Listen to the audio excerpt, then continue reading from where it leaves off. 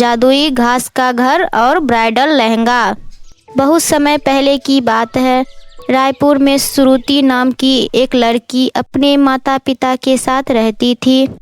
श्रुति के माता पिता बहुत गरीब थे। वह जंगल से लकड़ियां काटकर बेचा करते थे। लकड़ी बेचकर जो पैसे मिलते थे उसी से वे अपने घर का गुजारा करते थे। एक दिन श्रुति के माता पिता जंगल से लकड़ियां काटने जाते हैं, लेकिन शाम होने पर भी वे दोनों लौटकर नहीं आते हैं। ये देखकर श्रुति को अपने माता पिता की चिंता होने लगती है। तभी श्रुति सोचती है, लगता है मेरी माता पिता किसी मुसीबत में फंस गई है, मुझे फौरन जाकर उन्हें खोजना चाहिए। उसके बाद श्रुति डरते डरते किसी तरह जंगल में पहुंच जाती है और जंगल में अपने माता पिता को ढूंढने लगती है। माँ, पिताजी कहाँ हैं आप? इस तरह श्रुति जोर जोर से चिल्ला कर अपने माता पिता को ढूंढने लगती है। तभी जंगल में एक जादूगरनी की नज़र श्रुति पर पड़ती है और सोचती है, मुझे काफ़ी दिनों से अपने घर पर काम करने के लिए एक नौकरानी की आवश्यकता थी। ये लड़की मेरे घर की नौकरानी बनने के लिए बिल्कुल सही है। मैं इसे अभी अपने घर लेकर जाती हूँ। उसके बाद जादूगरनी श्रुति के पास पहुँच जाती है। जादूगरनी का डरावना रूप देखकर श्रुति डर जाती है और वहाँ से भागने लगती है। लेकिन जादूगरनी अपनी जादू से एक रस्सी से श्रुति को बांध देती है। तभी श्रुति उस जादूगरनी से कहती है, कौन हो तुम? छोड़ दो मुझे घर जाने दो, प्लीज छोड़ दो मुझे। अब मैं तुझे नहीं छोड़ूंगी। आज से तुम मेरे घर के नौकरानी बनकर रहोगी और मेरे घर का सारा काम करोगी। नहीं जादूगरनी जी, आप मेरे साथ ऐसा मत करो। मैं यहाँ अपने माता पिता को ढूंढने आई हूँ। मैं आपके हाथ जोड़ती हूँ, प्लीज मुझे छोड़ दीजिए, जाने दो मुझे। तुम चाहे गिड़गिड़ा लो, लेकिन मुझे कोई फर्क नहीं पड़ने वाला। अब चुपचाप से मेरे साथ चलो। उसके बाद जादूगरनी जबरदस्ती श्रुति को अपने साथ अपने घर ले जाती है और फिर जादूगरनी श्रुति से सारे दिन अपने घर का काम करवाती है। बेचारी श्रुति दिन भर काम करके थक जाती है, लेकिन जादूगरनी को उस पर बिल्कुल भी दया नहीं आती है। उल्टा वह जादूगरनी श्रुति की पिटाई भी करती है। फिर एक दिन श्रुति मौका पाकर वहां से भागने लगती है, लेकिन जादूगरनी का पालतू कुत्ता श्रुति को भागते हुए देख लेता है और वह जादूगरनी को सारी बातें बता देता है। जादूगरनी भागते हुए श्रुति का पीछा करने लगती है और थोड़ी ही देर में वे श्रुति को पकड़कर अपने घर ले आती है और वह जादूगरनी श्रुति से कहती है, जादूगरनी, लगता है मेरे मार का तुझ पर बिल्कुल भी असर नहीं हुआ है। अब मैं तुझे ऐसी सजा दूंगी कि दोबारा तू यहाँ से भागने का सोचेगी भी नहीं। इस तरह श्रुति जादूगरनी के पूरी तरह कब्जे में आ जाती है। तभी एक दिन जादूगरनी श्रुति से कहती है, सुन लड़की, मुझे भूख लगी है, तू नदी के किनारे जा। नदी के किनारे बहुत बड़ा आम का पेड़ है। उस पर आम के पेड़ पर बहुत सारे चिड़िया आते हैं। अब तू जल्दी जा और मेरे लिए उस चिड़िया को पकड़ कर ले आ।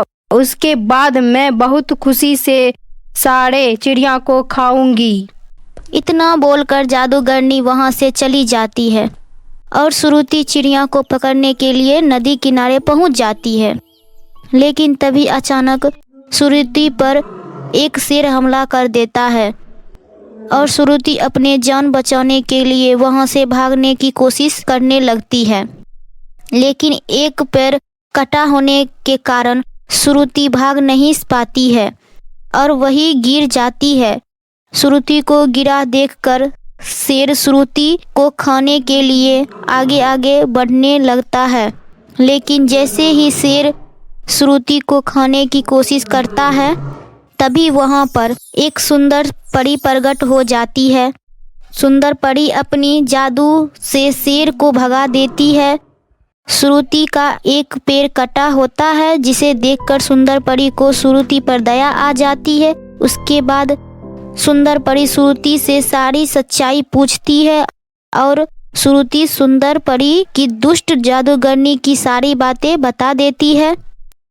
दुष्ट जादूगरनी की अत्याचारों की बात सुनने के बाद सुंदर परी को बहुत गुस्सा आता है और वह उसी वक्त अपनी जादू की छड़ी घुमाती है, जिससे तेज रोशनी प्रकट हो जाती है और आसपास के घास से एक घर बन जाता है। उसके बाद सुंदर परी अपनी छड़ी से एक लहंगा प्रकट कर श्रुति को दे देती है और कहती है, सुनो प्यारी श्रुति बेटी, घास का घर कोई मामूली घास का नहीं है, बल्कि ये एक जादुई घास का घर है और ये लहंगे भी जादुई है। यहाँ लहंगे तुम्हारे हर इच्छा पूरी करेगा। इस लहंगे से तुम जो मांगोगी तुम्हें वे मिल जाएगा।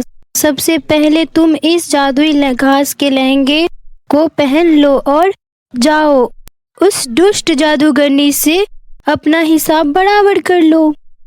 इतना बोलकर सुंदर परी श्रुति की कटी पैर को ठीक कर देती है। उसके बाद श्रुति सुंदर परी की जादुई लहंगे को पहनकर घर के अंदर जाती है और उस घर को दुष्ट जादूगरनी के पास चलने के लिए कहती है। श्रुति के कहने पर घास का घर उड़ते हुए दुष्ट जादूगरनी के पास पहुंच जाती है। उसके बाद श्रुति उस जादुई घर के पास से कहती है, सुनो जादुई घास के घर, इस दुष्ट जादूगरनी ने मेरे ऊपर बहुत ज्यादा अत्याचार किया है, अब अभी से सबक सिखाओ।